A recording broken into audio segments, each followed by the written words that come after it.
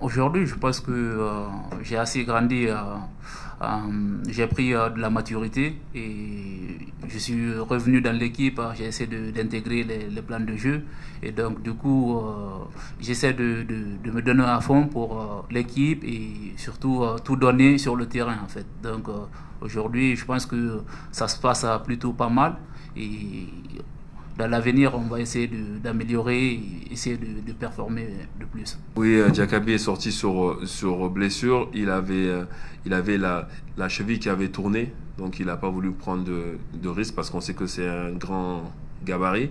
Là, ça va beaucoup mieux, donc on va attendre aussi le dernier moment ce soir pour voir il sera out. Même, je vais même me laisser encore jusqu'à demain après-midi, vu qu'on joue demain soir. Donc on a encore le temps de voir si on peut bien sûr essayer de récupérer le garçon. Ben, ben ça c'est leur avis. Je peux pas être dans leur tête ou dire leurs mots. Moi je pense que une fois qu'on a eu l'occasion de jouer le Brésil en tant que Guinéen, fallait pas louper l'occasion. C'est une manière de se comparer, même si eux ils ont 5 titres de champion du monde, on le sait. Mais une fois que on dit ça, ça reste du football contre l'équipe la plus titrée au monde. Donc je pense que pour les garçons, on va prendre en expérience. Et comme on a envie de grandir et d'être dans les meilleures équipes d'Afrique, il fallait vraiment jouer ce match en essayant de donner la meilleure image possible de notre football. À ce niveau, je pense que c'est un combat noble. Et aujourd'hui, c'est vraiment dommage qu'on assiste à ces scènes dans des stades et dans la vie quotidienne.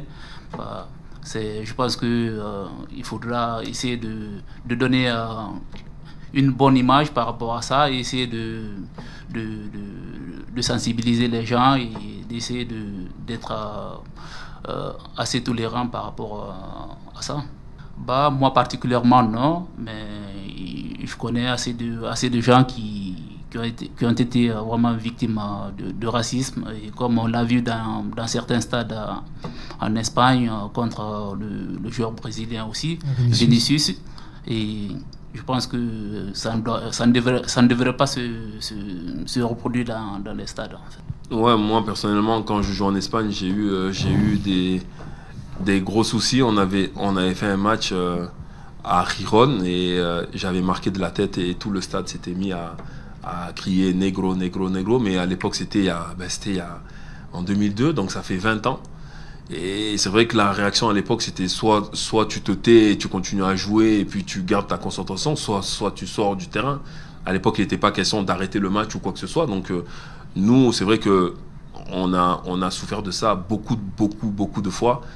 Je me rappelle même pas le nombre de fois où j'ai pu me faire insulter sur un stade, mais après on a grandi avec ça, on a grandi dans l'adversité, il fallait faire avec et on a toujours essayé de répondre présent. Mais c'est vrai que maintenant que les temps changent, c'est bien qu'un match puisse être organisé en faveur de cette lutte.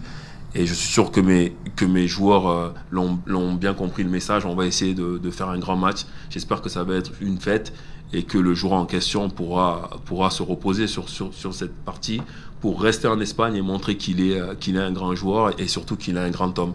Donc si on peut contribuer à ça, on va essayer de faire le maximum.